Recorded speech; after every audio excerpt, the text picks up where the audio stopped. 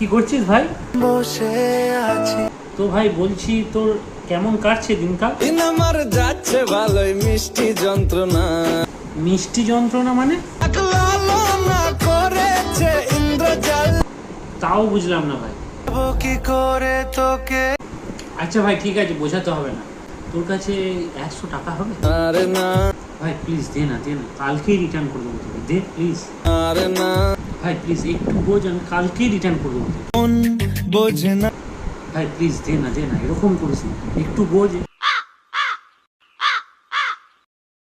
Thank you ভাই, thank you so much.